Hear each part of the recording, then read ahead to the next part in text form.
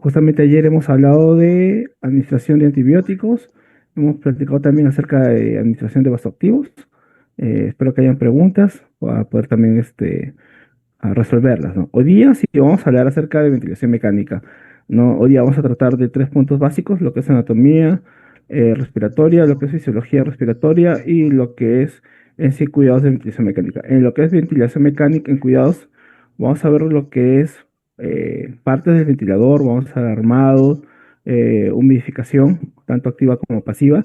Vamos a hablar acerca de cuidados generales, monitoreo que debemos que hacer cuando tenemos el paciente con ventilación mecánica, ya, y vamos a hablar acerca de todo lo que es las estrategias para prevención de neumonías asociadas a a ventilación mecánica, ya, entonces vamos a tratar de avanzar, porque hemos tratado de resumir la información para poder brindárselas. Ok, muy bien. Antes de iniciar con los cuidados, en ventilación mecánica y antes de empezar con ventilación mecánica en sí, siempre hay que recordar la parte de anatomía y anatomía y fisiología, porque si no nos acordamos, los cuidados, digamos, no se sustentan adecuadamente, ¿no? Entonces, hay que acordar un poquito, hacemos un repaso, ¿ya? Entonces, cuando hablamos de la anatomía y fisiología, hay que empezar que cuando pasa el aire, nosotros respiramos, lo vamos a tomar por la nariz, ¿no? Entonces vamos por las fosas nasales el aire. Ese aire va a ingresar de una manera turbulenta. Pero acordemos que las fosas nasales están revestidas de unas mucosas, de esa mucosa nasal, ¿no? Dentro de las mucosas nasal, dentro de las fosas nasales tenemos las coanas. ¿Qué es lo que pasa exactamente? Cuando ingresa el aire en nuestro medio ambiente, el aire es seco y frío, ¿no? Entonces, cuando va ingresando el aire, entonces las mucosas nasales se van encargando de básicamente, de tres cosas, básicamente. Uno, por los hilos que tenemos, las vellosidades en la nariz, va a comenzar a filtrar el aire, ¿no? Y las impurezas. Entonces, filtran las impurezas, se quedan y va pasando el aire. Al pasar el aire, las mucosas nasales tienen una propiedad, básicamente, que va a calentar el aire y lo va a humedecer. ¿Ya? Calentar y humedecer, sobre todo calentar, ¿no? Una vez que pasa el aire por las fosas nasales, este, mm, obviamente, ¿esto dónde va a pasar? Va a pasar a todo lo que es la parte de la laringe, ¿no? Acordemos que aquí la parte de la laringe es un órgano musculomembranoso, ya que tiene una forma tubular. Aquí que podemos encontrar en la laringe, ¿no? Ella se comunica con las fosas nasales, la cavidad oral, la laringe y el esófago. Más o menos se extiende desde la base del cráneo hasta la cervical número 6, una medida aproximada de 12 a 14 centímetros. Esta tiene dos funciones, pasa el aire y pasa los alimentos, ¿no? Y aparte es una caja resonadora de voz, básicamente, es lo que nos ayuda a resonar la voz. Y cuando hablaba acerca de cómo ingresa el aire a las fosas nasales, eh, pues se dan cuenta cuando respiramos, el aire realmente ingresa turbulento. ¿Por qué? Porque el aire no va direccionado. Entonces, va a encontrar su dirección en el camino, va a pasar por las cuanas y esto va a ser un flujo turbulento, no es recto. Una vez que ya pasó las cuanas a la laringe, comienza a tener ya un flujo medianamente lineal, entre turbulento y lineal, el aire. ¿Ya? Eh, bueno, aquí está la laringe, más o menos C4 hasta C6. Eh, ah, también tenemos los cartílagos. Acá nosotros tenemos los cartílagos. Tenemos los cartílagos tiroides, ligamento cricotiroideo, donde hacemos la punción cricotiroidea cuando hay donde cierre de glotis, no tenemos los instrumentos adecuados. Ese trabajo lo hacemos a veces en calle, ¿no?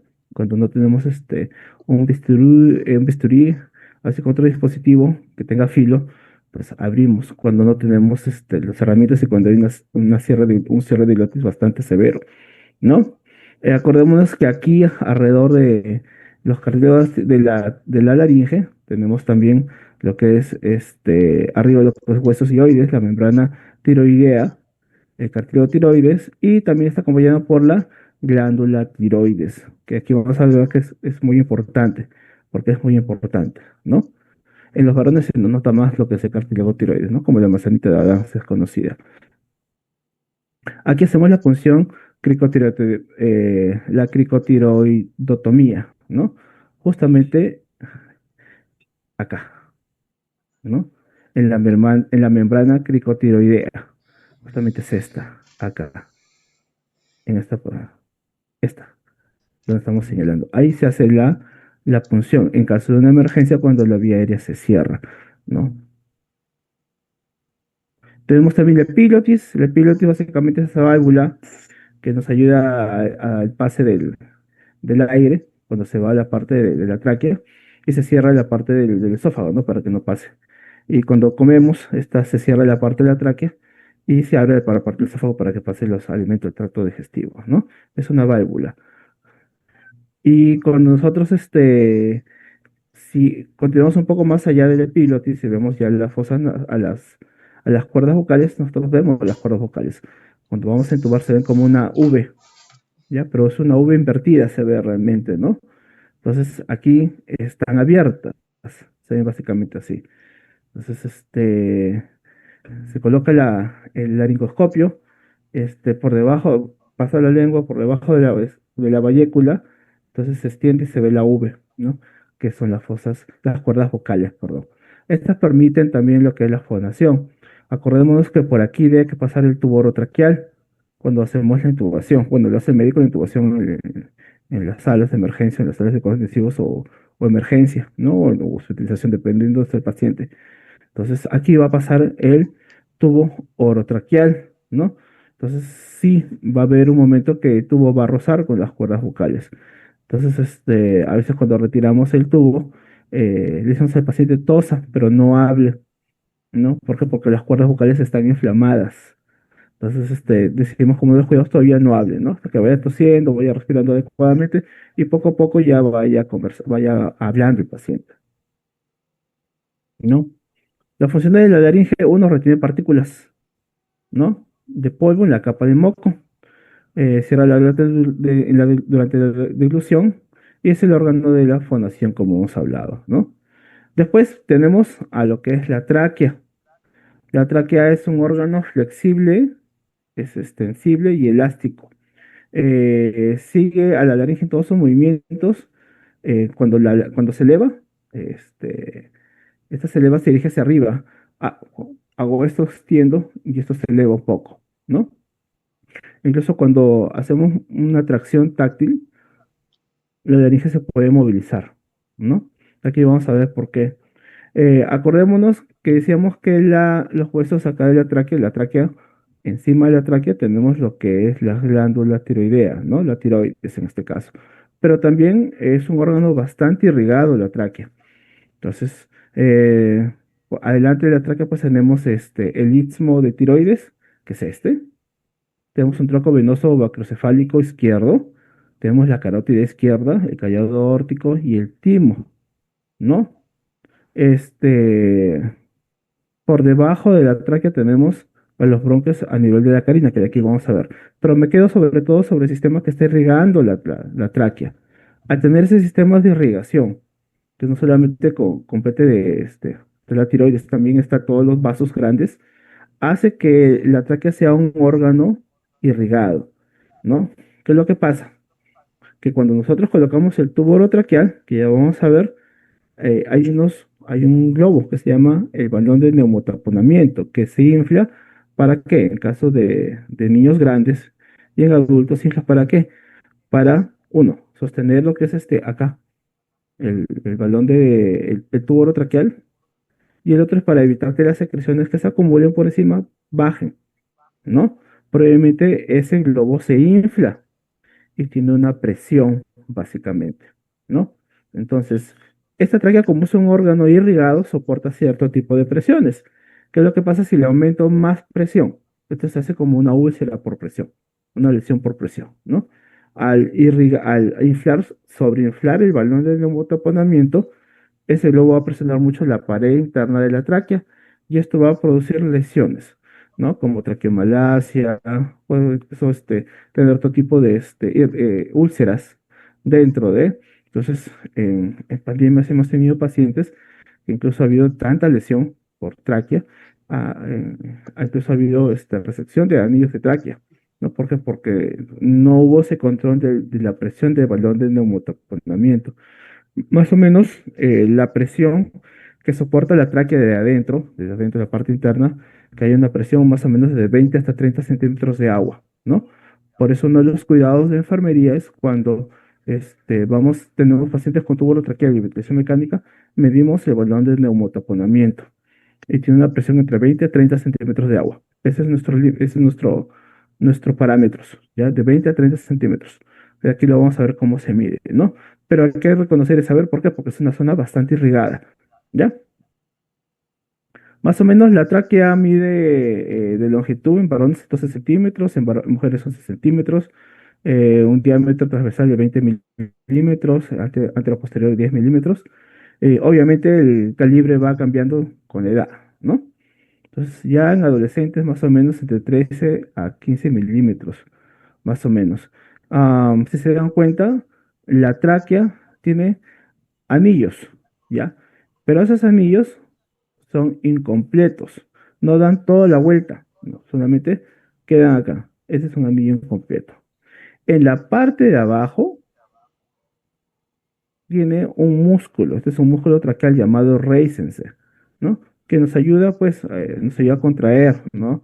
Nos ayuda a soportar las presiones también de la parte ventilatoria, ¿no? Porque si no sería muy rígida si trabajamos con solamente los anillos. Este músculo nos ayuda a que la tráquea sea más flexible, no sea distendible también. La tráquea por encima aparte tiene una recubierta, ¿no? Se llama la célula adiposa laxa, ¿no? Favorece mucho los movimientos. Y la tráquea es un órgano fibromúsculo cartilaginoso. Obviamente, estos anillos se van a ir perdiendo. Nosotros vamos a ver que se van perdiendo cuando ya vamos llegando a los bronquios, ¿ya? Se van a ir perdiendo. Este músculo, el de Reisensen, está muy conectado al sistema simpático y parasimpático. También vamos a ver para qué nos sirve, ¿no? Mira, este es un color que de la tráquea es rosada. Si se dan cuenta, estos son los anillos, ¿no? Y la parte de abajo es el músculo de Reisensen. Aquí hemos hablado pues que la tráquea es un órgano bastante irrigado, como ya hemos visto, ¿ya? ¿Cuál es la función de la tráquea? La tráquea nos sirve para pasar el aire, definitivamente. Conduce el aire, entre la laringe y los bronquios primarios. Ya aquí vamos a ver que hay bronquios primarios y después vamos a ver los alveolos, ¿no? Obviamente, como es un espacio, forma parte del espacio, ¿no? De la parte de ventilatoria en este caso. Y también interviene la limpieza del aire. Expulsa partículas de la laringe a una velocidad de 1 centímetro por minuto. Y la tráquea también tiene otra función. ¿Cuál es la función de la tráquea? Aquí está, en la parte interna, en la parte interna, en la mucosa, encontramos estas vellosidades, se llama epitelio de la tráquea, ¿no? Esta está recubierta hasta el árbol bronquial, ¿ya? Y tiene base de células cilíndricas ciliadas. ¿Para qué sirve básicamente? Y aquí vamos a ver la importancia de estudiarlo, ¿no? Estas células cilíndricas ciliadas, más o menos, poseen unos 200 cilios en la superficie, son estos, ¿no? Hay células basales, que son células madres que reemplazan estas células ciliales. Tenemos células calciformes o mucosas, ¿no? Que nos permiten segregar el moco. Entonces explicar por qué es importante el moco. Y tenemos células neuroendocrinas que predominan en los bronquios más delgados. Bueno, ¿cuál es la función específicamente? Estas vellosidades que ustedes ven en estos cilios hacen estos movimientos. ¿Qué significa? Que cuando ingresa el aire, como si el aire del medio ambiente es frío y seco, ¿ya? Cuando pasa por la mucosa alegre se va calentando y se va humedeciendo, pues no tanto como quisiéramos, ¿no? Cuando ya pasa por la tráquea, las vellosidades, ¿qué hacen con este aire? Cogen el aire, hacen estos movimientos ondulantes y los llevan para abajo y los botan. Entonces, esos movimientos, viene el aire, lo recoge, lo pasa por debajo, como hay mucosidad, esto lo va a humedecer más y lo va a ir calentando, ¿ya? ¿Por qué sirve eso? ¿Para qué? Para que el aire ingrese caliente y tibio, ya básicamente en los bronquios, en los alveolos. Cuando ingresa el aire tibio y caliente y digamos y húmedo, ¿Qué evitamos? ¿O qué favorecemos? Favorecemos a que el moco sea suelto, ¿no? Que el moco sea, digamos que no sea espeso, ese moco sea fluidificado. ¿Qué es lo que pasaría si no existieran estos cilios? Las mucosidades que tendríamos fueran secas, duras, incluso obstruirían que la parte de las vías respiratorias. Ok, esa es una persona que, digamos, no tiene ninguna complicación. Imaginemos un paciente con un tubo orotraqueal. ¿Qué bypaseo? Bypaseo, lo que son las mucosas nasales, lo que son las fosas nasales, las mucosas, las laringes. ¿Qué me voy a bypasear? Hasta la tráquea, más o menos hasta 2 centímetros por encima de la carina, donde se dividen los bronquios. Entonces, si yo bypaseo con un tubo orotraqueal, que me calienta y modifica el aire. Entonces, uno de los cuidados de enfermería cuando hay ventilación mecánica, necesitamos calentar y humidificar aire, que después lo vamos a ver cómo se hace. ¿Ya? Porque si no, los mocos, digamos, y vamos a ver también las desventajas, podemos tener hasta peritasias, ¿no? Y como en vez de ayudar al paciente, le vamos a complicar por completo, ¿no?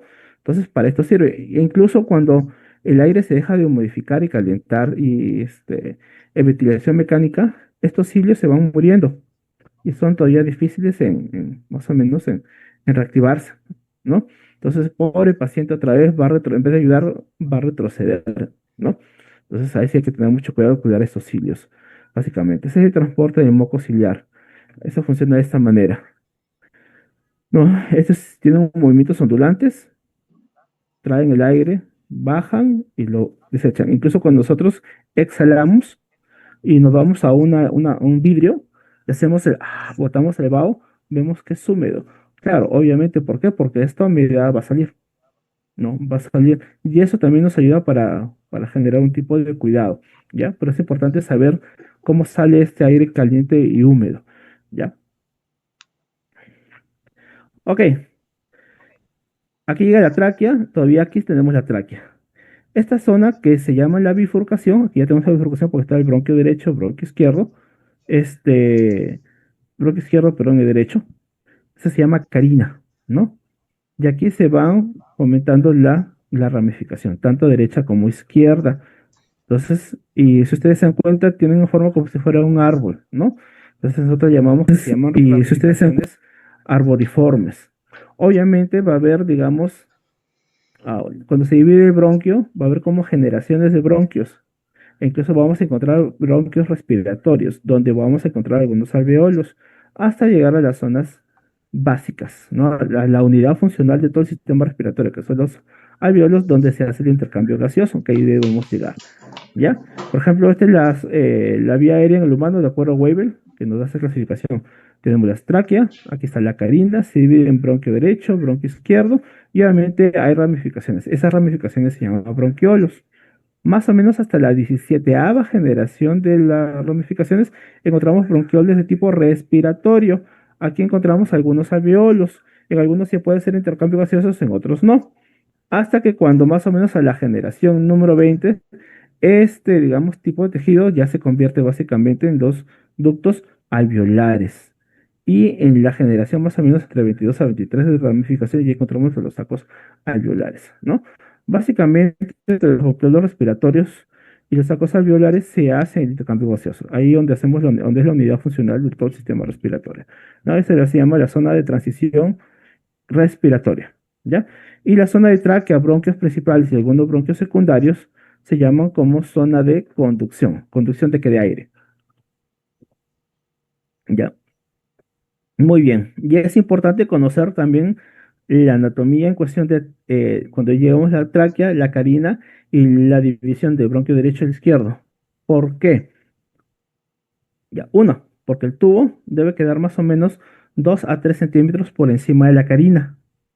Ya, más o menos en adultos tenemos 21, el tubo orotraqueal, que vamos a ver, tiene una numeración, ¿no? Entonces, más o menos en comisura llega en el número 20, 21.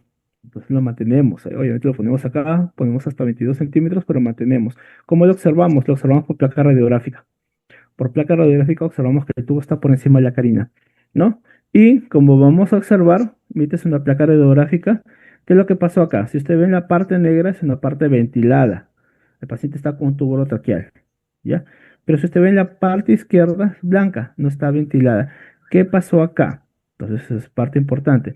¿Qué es lo que pasa? Que el bronquio derecho siempre viene a ser más corto. El bronquio izquierdo tiene que ser más largo. Entonces, cuando uno coloca el tubo, ¿no?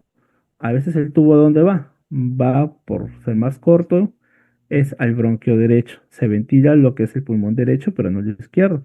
Entonces, uno de los cuidados de enfermería es que después de haber colocado el tubo orotraqueal, hay que auscultar para que haya pase en ambos campos pulmonares, ¿no? Y para, digamos, confirmar, pues los médicos solicitan una placa radiográfica, así es con las placas portátiles.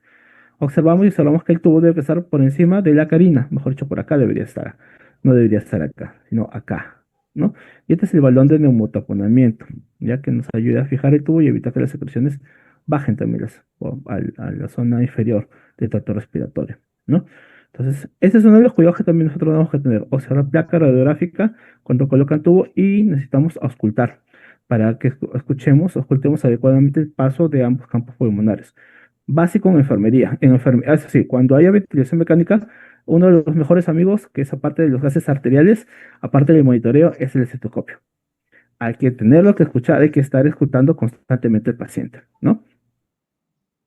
Eh, Aquí decíamos que la desaparición total de la capa cartilaginosa marca la terminación de los bronquios y el inicio de los bronquiolos, ¿ya? Entonces, incluso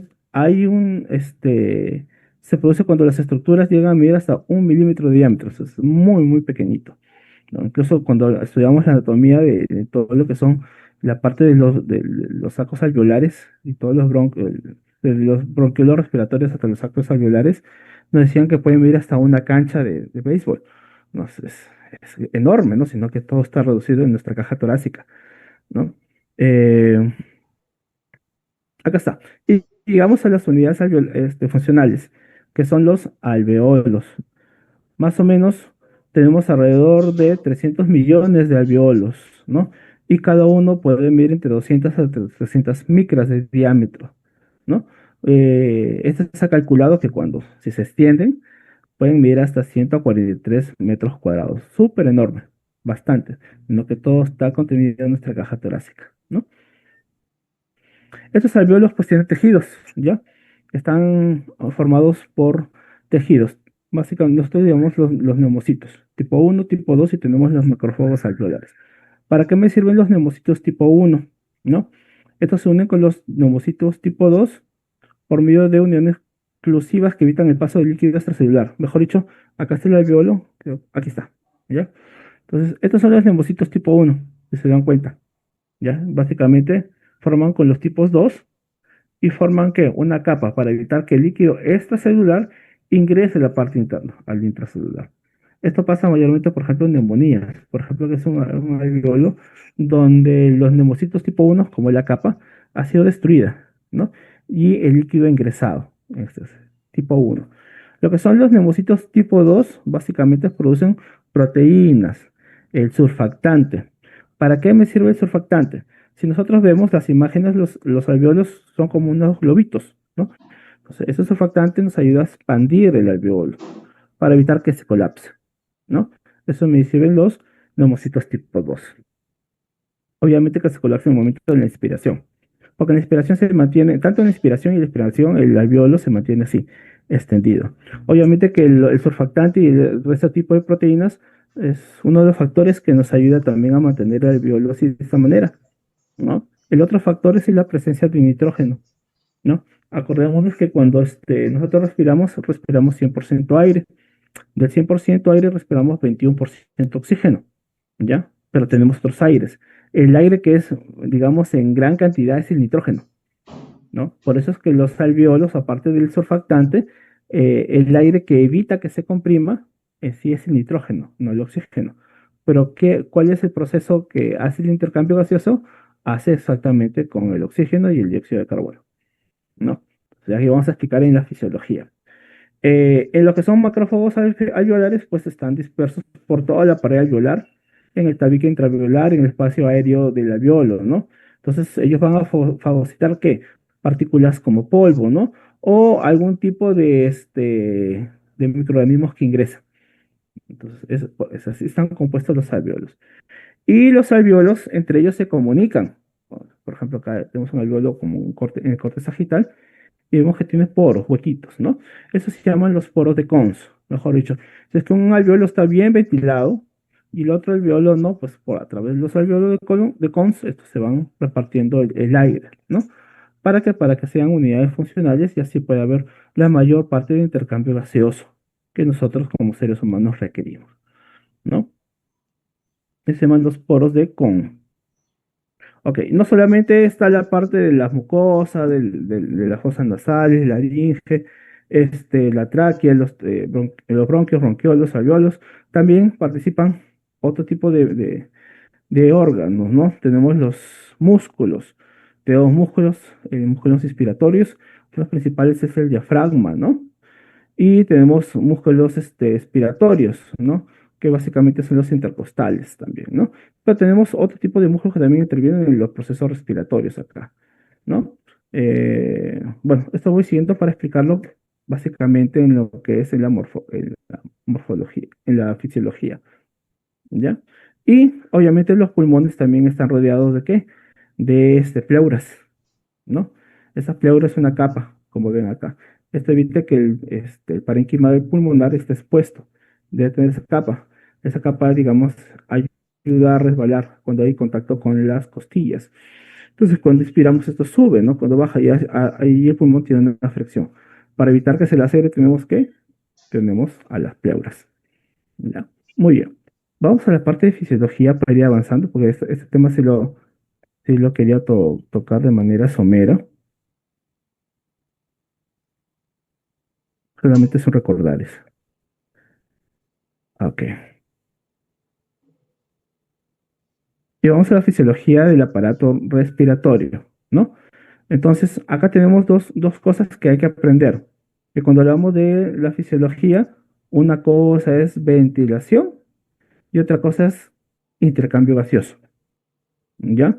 Entonces, lo que es la parte del intercambio gaseoso, nosotros cómo vamos a ver intercambio de CO2 con O2. ¿No? Que es básicamente no vamos a ir al transporte del oxígeno, a cómo se elimina el CO2, cómo llega el oxígeno a la célula, que eso es lo básico, ¿no? Que ese va a ser nuestro objetivo de ventilación mecánica, ¿no? Pero la parte ventilatoria también es el movimiento, ¿no? Aquí voy a trabajar con las costillas, con los músculos, incluso va a haber factores que van a alterar ese proceso de ventilación, ¿no? Entonces, por ejemplo, la analgesia, algún tipo de patologías, ¿no? Pues, ¿para qué? Si no tenemos esos movimientos adecuados, entonces no va a poder eliminarse el aire adecuadamente, ¿no? Entonces, esto puede interferir mucho en dónde, en el intercambio gaseoso, ¿no? Pues, los dos van de la mano, pero son dos cosas muy distintas, ¿no? Pero los dos van de la mano, se complementan. Obviamente, cuando hablamos de ventilación mecánica pulmonar, hay que hablar que interfieren, ¿qué? Interfieren los músculos de respiraciones, y no solamente son los músculos, también las presiones. Tenemos presiones atmosféricas. Es muy diferente respirar en la parte de la costa que irnos a la sierra. En la sierra hay más alturas, la presión comienza a aumentar, ¿no? En cambio, en la costa, pues las presiones son más bajas. Hay mucho más fácil para nosotros respirar, ¿no? Entonces, cuando nosotros de la costa nos vamos a la sierra, se nos dificulta, ¿no? Porque las presiones atmosféricas aumentan. Obviamente, no solamente son las presiones atmosféricas, también hay presiones internas. ¿Qué presiones tenemos? Las transmurales, las pleurales, incluso la presión alveolar y la transpulmonar. También vamos a hablar de extensibilidad y retroceso elástico, que vamos a explicar que es parte fundamental. Cuando nosotros hacemos pacientes con distrés respiratorio, decimos que ese pulmón está duro, no está distensible, está poco elástico. Pues vamos a ver cómo es eso, ¿no? Hay resistencia en las vías aéreas, obviamente. Cuando coloco un tubo orotraqueal, pues como hay algo extraño, queramos o no, aumenta el grosor de la pared, hay mayor resistencia, ¿no? Cuando comienzo a colocar filtros en la ventilación mecánica, me ayudan, o hay mayor resistencia a la ventilación mecánica, ¿no? Entonces, a la respiración. Ahí vamos a aprender cómo podemos compensar esas presiones, ¿no? Y el flujo en la vía aérea, ¿no? Entonces, los músculos respiratorios van a funcionar, nos van a ayudar mucho para la inspiración y para la expiración. En la expiración, ¿cómo nos ayudan? Los músculos intercostales se contraen, ¿no? Las costillas se van a elevar y el diafragma se contrae y tira los pulmones hacia, ¿a dónde? Hacia abajo. La caja torácica aumenta el volumen y ¿qué va a pasar con el aire? Va a ingresar. En cambio, en el momento de expiración, los músculos interconsales ya no se contraen, se relajan. Las costillas en vez de elevarse, descienden, bajan, ¿no? El diafragma se relaja, la caja torácica disminuye de volumen y el aire sale ¿de dónde? De los pulmones. ¿Ya? Este es un proceso fisiológico, que también tenemos procesos para inspiración y expiración, ¿ya? Que son a nivel central y a nivel de carótida, que también lo vamos a aprender al final. ¿Ya? Estas son las presiones pulmonares que también intervienen en todo el proceso de inspiración y expiración, ¿no? Por ejemplo, cuando nosotros respiramos, el medio ambiente tiene, digamos, una presión atmosférica y la parte interna tiene una presión interna. Pero obviamente para que este ingrese, este aire y la presión atmosférica ingrese al pulmón, la presión atmosférica debe ser mayor que la presión interna. Entonces, ingresa y ¿qué es lo que pasa? El pulmón se expande. Al expandirse, ¿qué es lo que pasa? La presión interna va a ser mayor que la presión atmosférica. Entonces, ¿cómo hacer eso? Va a salir, va a funcionar también la parte de expiración. Por eso las presiones intervienen en todo momento, ¿no? El otro punto de la propiedad es la elasticidad. ¿Qué es la elasticidad de los pulmones y del tórax? Es una propiedad de los cuerpos. ¿Qué es lo que pasa? Para volver a cuando son deformados o cuando se extienden estos cuerpos, ¿no? Una vez que ya hayan ejercido esa presión, pasado un momento, vuelven a su forma, ¿no? Esa es elasticidad. Los pulmones son elásticos, claro, porque, digamos, se ensanchan, crecen, aumentan, ¿no? Hay una fuerza. A las finales, cuando ya expiramos, vuelven a su estado normal. Ese es porque son elásticos. Pero ¿qué es lo que pasa? Hay otra palabra que es distendibles. Cuando el pulmón se estira, es elástico. Pero a veces hay pulmones que se estiran, digamos, o digamos que crecen, para decirlo así, o que se ensanchan de manera fácil. No requieren mucha fuerza, no requieren mucha presión, ¿no? Esos pulmones son bastante distendibles. ¿No? Y hay pulmones, por ejemplo, en caso de distrés respiratorios, que sí se extienden, sí, pero les cuesta extenderse. E incluso se extienden un poco porque no pueden extenderse muchos. Eso se llama menos distendibles, ¿no? Entonces, por ejemplo, decimos la confianza, ¿no? ¿Qué tan distendible es? ¿Qué tan complaciente ese pulmón es para distenderse? Entonces, hay pulmones duros y hay pulmones muy distendibles. En el sistema respiratorio, los pulmones son muy duros para distenderse como debería ser, ¿no? Entonces, de acuerdo a las patologías, nosotros vamos a ver. Incluso algunos medicamentos como el fentanilo, cuando colocamos a grandes dosis, nos puede generar pulmón leñoso, duro. Entonces, ahí sí, digamos, la distensibilidad de ese pulmón baja completamente, ¿ya? Muy bien, ojalá que me haya podido entender de esta manera para poder explicar. Entonces, ya hay flujo de la vía aérea, ¿no? Tenemos flujos laminares, flujos turbulentos. Los flujos turbulentos mayormente cuando ingresan, ¿no? Cuando ya va ingresando lo que es tráqueo bronquial, tenemos flujo laminar y también turbulento en la carina. Ya cuando van a direccionarse hacia los bronquios, ya el flujo llega a laminar, ¿no? Esto va a depender de mucho qué tanta velocidad ingrese el aire. Bueno, esto lo explicaríamos mejor en ventilación mecánica no invasiva, ¿no? Es como que nosotros vayamos en un carro, bajamos la luna del carro y el aire llega así muy rápido, ¿no? Ese es un flujo turbulento que va a ser difícil de captarlo, incluso porque nos sentimos que incluso con tanta velocidad de aire nos ahogamos, ¿no? Entonces, cuando el flujo laminar llega mucho más rápido, entonces, cuando nosotros hacemos todo ese proceso de ventilación mecánica, entonces el flujo que llega la parte interna, bueno, como se va y pasea, va a ser un flujo laminar directamente que ingresa, ¿no? El turbulento casi no se va a dar. Vamos a ver. Bueno, esta es la tensión superficial de los alvéolos que ya habíamos hablado. Para evitar que se colapsen durante la expiración de los alvéolos, existen los neumocitos tipo 2. Entonces, que está el surfactante, ¿no? Y también hay que hablar acerca de los volúmenes y capacidades de los pulmones, ¿no? Cuando nosotros respiramos, inspiramos, nosotros tenemos un volumen corriente, un volumen tidal. Ese volumen ideal es de acuerdo a al peso predicho. No es peso ideal, el peso predicho. No es la capacidad que yo tengo de inspirar y expirar. Suave, de manera normal y natural, sin esforzar, ¿no? Entonces, esta capacidad vital de respirar representa el máximo de aire que se puede movilizar de una sola maniobra, ¿no? Respiratoria y estimar que revela la potencialidad de vida del individuo, le- eh, del individuo que dominó la capacidad vital, ¿no?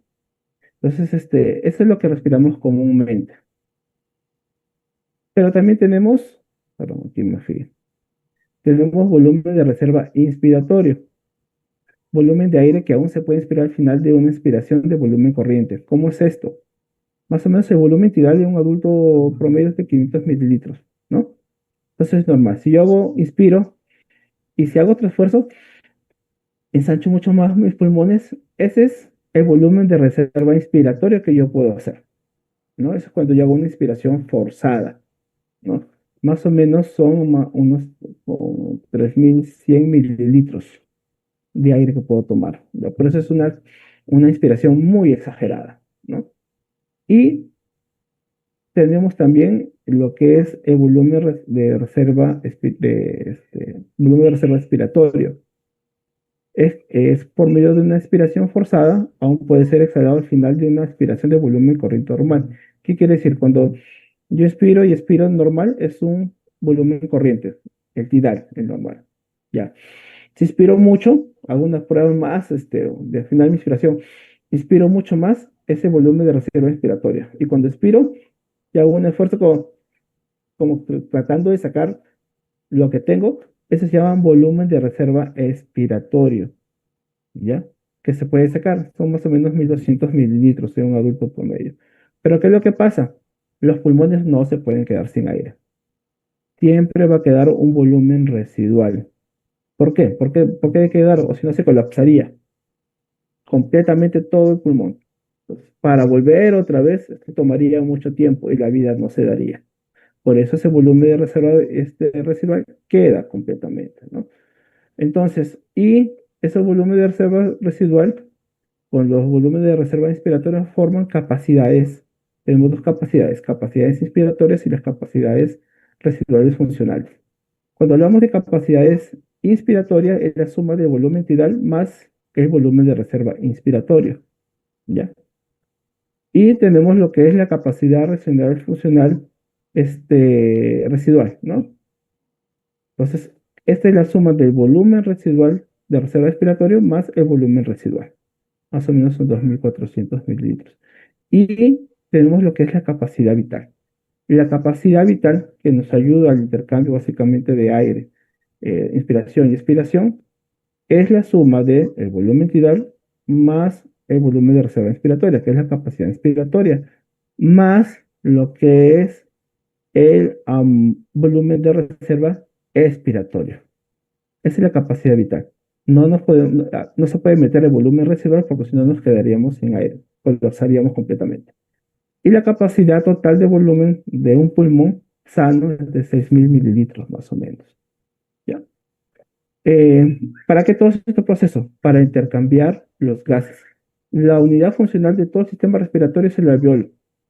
Entonces, las costillas, los músculos, el parénquima, la tráquea, lo que es las mucosas, la laringe, ¿no sé para qué? Para que el aire pase y para que el alveolo nos ayude a intercambiar los gases, que eso va a ser nuestro objetivo, ¿no? Entonces, ese intercambio de gas se llama difusión. Es un proceso físico de moléculas de un gas que se mueve de una parte de mayor presión a menor presión. Oscar, ¿cómo es eso? Muy bien. Cuando tenemos, a ver, no sé si tengo una imagen más acá, muy bien. Esta. Este es un alveolo. Alrededor del alveolo tenemos, digamos, una red de vasos capilares, que son venolas y son arteriolas. Ya, las venolas, básicamente, es una sangre desoxigenada, está rica en CO2. Ya, y las arteriolas es una sangre oxigenada, rica en O2, ¿no? Entonces, ¿cuál es el sí? ¿Cómo funciona así? Nosotros respiramos y estos alveolos se llenan de aire. ¿no? Están con surfactantes, están con el aire, están ricos en oxígeno también, ¿no? Con 21%, ¿no? Esa se llama la presión de oxígeno. Esa presión de oxígeno es de 100 milímetros de mercurio, ¿ya? Entonces, ¿qué es lo que pasa? Ese oxígeno debe que enriquecer la sangre. ¿Para qué? Para que la sangre, una vez enriquecida de oxígeno, vaya y alimente las células y nosotros poder caminar, andar y vivir, ¿no? Entonces, para la oxigenación tisular, básicamente, ¿no? Todos los tejidos. Entonces, ¿qué es lo que pasa? Viene lo que es la sangre rica en CO2, más o menos, tiene de dióxido de carbono 40 milímetros de dióxido de carbono, ¿no? Que hemos dicho que aquí se da un proceso de difusión. ¿Cómo es eso? El alveolo tiene más o menos de presión de oxígeno, ¿cuánto? 100 milímetros de mercurio, ¿ya? ¿Y la sangre oxigenada cuánto tiene? Poquísimo. Entonces, ¿qué mucha difusión? Es intercambio de gases de mayor presión a menor presión. Entonces, como el alveolo es tan rico de mayor presión de oxígeno, va a pasarle a la sangre que no está oxigenada, a la sangre azul, digamos así, en este color azul, que está rico en CO2, ¿no? ¿Para qué? Para que ésta se vuelva a oxigenar. Pero como la sangre que ya viene desoxigenada está rica en que CO2, más o menos 40 milímetros de mercurio, esta le va a intercambiar. ¿Por qué? Porque el alveolo tiene poco CO2. Te doy CO2 y me das O2. Entonces, cuando respiramos, se va el CO2. Entonces, cuando nosotros monitorizamos en calmografía, con electricidad mecánica. Más o menos 75 a 45 milímetros de mercurio en calmografía, en lo que es exhalación del aire. Lo monitorizamos en el ventilador mecánico, ¿no? Y entonces, esta sangre, que era prácticamente rica en CO2, como ese intercambio gaseoso, va a ser rica en ¿qué? En oxígeno. Es una sangre, digamos, arterial. Cuando nosotros sacamos gases arteriales, la sangre arterial es un rojo rutilante, brillante, que está rica en CO2, perdón, rica en oxígeno, ¿no? Esta sangre pues va a ayudar a llevar que digamos, este oxígeno va a ser como alimento a las células, ¿no? Y que llegar hasta la mitocondria de la célula para hacer su función básica, ¿no? Entonces, este es un ciclo que es constante en el momento de inspiración y de expiración, ¿ya? Estos son los procesos de difusión que nosotros tenemos. Básicamente es el cuadro explicado de esta manera, ¿no? Eh, un ratito, lo veo. Como el alveolo está rico en presión de oxígeno, 100 milímetros de mercurio, le doy a mi sangre desoxigenada, ¿no? Para que esta se vuelva rica en, ¿qué? En oxígeno.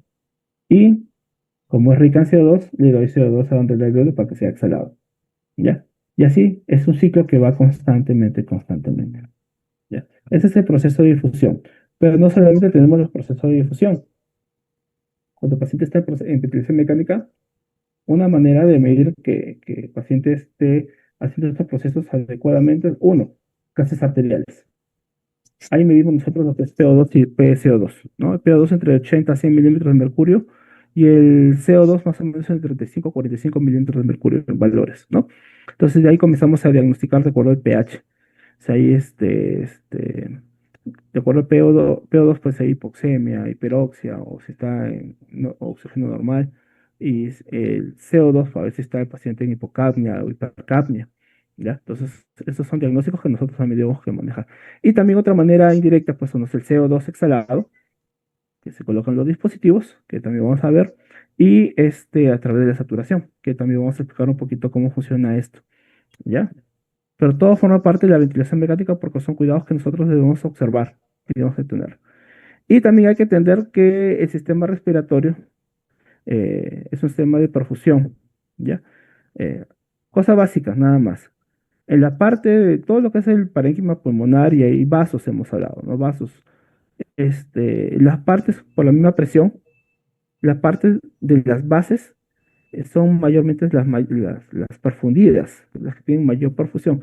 Y los ápices o las puntas son las menos perfundidas, ¿ya? Entonces nosotros sí queremos encontrar un equilibrio, ¿no? Cuando estamos parados. Cuando estamos acostados, o el paciente está acostado en una cama, también las bases perfundidas, ¿cuáles van a ser? La parte de atrás, porque estamos acostados, ¿no? Entonces, por eso es importante también la movilidad en el paciente. para que las otras partes de los pulmones que no estén profundidas se comiencen a profundir adecuadamente. ¿Ya? Bueno, eso es lo que decía, ¿no? Y cuando estamos parados o sentados, las partes de las bases de los pulmones se profunden más. Cuando el paciente está acostado, cuando estamos acostados, las partes detrás de los pulmones son las mayor profundidades, ¿no? Y cuando ya comenzamos a lateralizarnos, las partes de los costados se van a profundizar más. Entonces, por eso es importante la movilidad también en el paciente en ventilación mecánica, ¿no? Incluso por más que el paciente esté estresado, obviamente con pie palito, hacemos un tipo de movilización, pero es con la cama, pero de a poco, ¿no?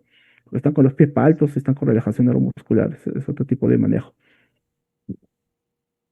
Bueno, y lo que debe que haber es que debe haber un equilibrio, tanto en ventilación como en perfusión. ¿Qué significa? Que a veces todas las unidades funcionales de los alvéolos lo ideal debería ser eso. Debe estar perfundida correctamente y debería ingresar el aire, ¿no? Para que haya ese cardio gaseoso.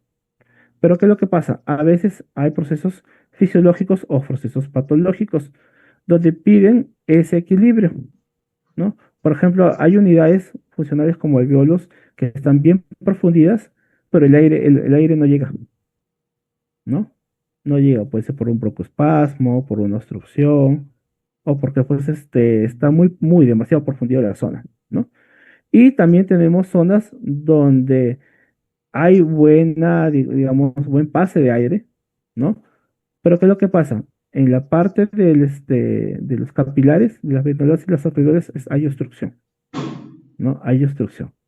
Entonces, esto se puede dar por diferentes procesos fisiológicos, ¿no? O patológicos también, ¿no? Incluso en ventilación mecánica, cuando el alveolo está muy descendido, digamos, por el PIB muy elevado, ¿qué es lo que pasa? A veces reducimos el diámetro de este tipo de unidades, de las venolas y las arteriolas, ¿no? Que también eso lo podemos ver en distrés respiratorio, en lo que es los cuidados y todo lo que es ventilación mecánica de distrés respiratorio. Ese sería otro tema, ¿no? Por ejemplo, la unidad normal, esto fuera normal, ¿no? Un alveolo que esté inflado adecuadamente es un saco alveolar y lo que son una membrana capilar que esté adecuada, ¿no? Por ejemplo, ¿cuál sería uno de lo que impide que haga eso? Por ejemplo, cuando haya consolidación alveolar por una neumonía, no va a haber intercambio gaseoso porque no está llegando el aire acá, el oxígeno, ¿no? Tenemos una membrana capilar en venolas y arteriolas, pero acá el alveolo no me va a ayudar porque está con consolidados, ¿no? Puede incluso que haya edema, ¿no? Moco, ¿no? Eso impide que ingrese pues el aire y haya difusión, en este caso de gases, ¿no? Acá, por ejemplo, tenemos que también hay tenemos buena membrana capilar, pero aquí tenemos edema pulmonar, ¿ya? En este caso, tenemos el saco alveolar está bien, la membrana capilar, la que son venulas arteriales está bien, pero ¿qué es lo que pasa? Hay un edema intersticial. Como en intersticio está con edema, no va a haber tampoco esa difusión, ese cambio de gases, ¿no? Tanto de CO2 como PO2. Porque había una atelectasia. Acá, por ejemplo, tenemos colapso alveolar, atelectasias, ¿no? Por ejemplo, un moco seco obstruyó, ¿no? O simplemente hubo tanto moco que el alveolo colapsó. Entonces, tenemos buena irrigación en venolas y arteriolas, pero como está colapsado, no va a llegar aire y no va a haber ese intercambio gaseoso. Entonces, por ejemplo, que hay enfisema, ambos están destruidos acá, ¿no? Am, Va a depender de las patologías que tenga el paciente. Por eso, cuando hablamos de ventilación mecánica, eh, mucho hay que ver también la patología del paciente, ¿no? Es muy diferente ventilar a un paciente con un distrés respiratorio, o un paciente que haya salido de sala con una Whipple, un paciente que haya tenido intervención de neurocirugía y requiera ventilación mecánica. Entonces, si tengo un paciente cardíaco y tengo un problema pulmonar adicional también, puede ser muy diferente. Por eso hay que ver los objetivos también de la ventilación mecánica, ¿ya? Muy bien. Cuando, cuando hay ese intercambio gaseoso, La hemoglobina, ¿qué es lo que pasa? La hemoglobina va a reflexionar que cuatro átomos de oxígeno. Se transforma en oxihemoglobina. Cuando hablamos que esa hemoglobina está cargada, digamos, de átomos de oxígeno, que son más o menos cuatro, nosotros decimos que esa hemoglobina está saturando al 100%, ¿ya? Entonces, ¿cómo nosotros observamos eso? Colocamos el oxímetro de pulso en el paciente crítico y vemos en el monitor, vemos la onda de saturación, ese 100%. ¿Qué significa? Que esa hemoglobina está con cuatro átomos de oxígeno, está bastante saturada. Entonces, este es un indicador también. Cuando vemos al paciente que está saturando 50, 60, 70, uno, es porque la hemoglobina no está llevando oxígeno suficiente o no haya mucha hemoglobina. ¿No? También es un indicador indirecto que nosotros lo observamos. ¿No? Por eso también es importante, como uno de los cuidados de enfermería, es monitorizar lo que es la saturación de oxígeno. ¿No? Bueno, ¿y cuál es el punto de las finales?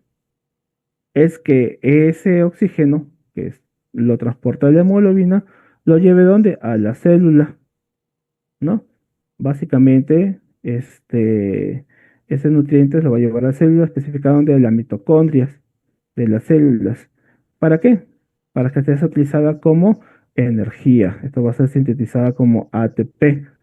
Y así pues hace proceso de biosíntesis, contracción muscular, etcétera, etcétera. Mejor dicho, para mantenernos vivos.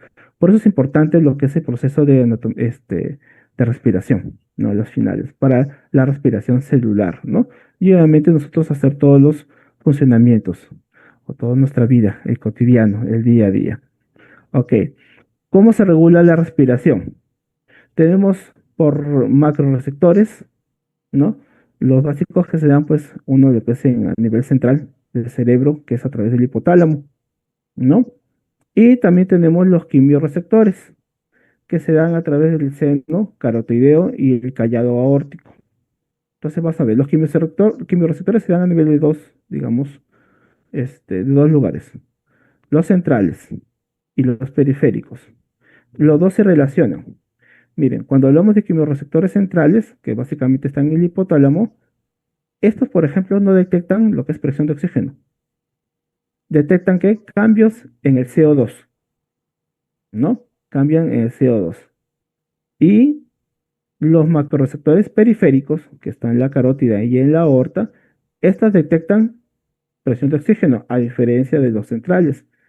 Y estos sí detectan cambios en PCO2 de forma directa, ¿no? ¿Para qué? Para hacer esos procesos también de inspiración y expiración, ¿ya? Muy bien. Esto es lo que es anatomía y fisiología y ya estamos entrando en lo que es cuidados de ventilación mecánica. Am, ¿Les parece que hacemos un receso de 5 minutos y 4:30 volvemos? ¿Ok? Muy bien. Volvemos a las 4:30. ¿Ya? 5 minutos de receso para continuar con los cuidados.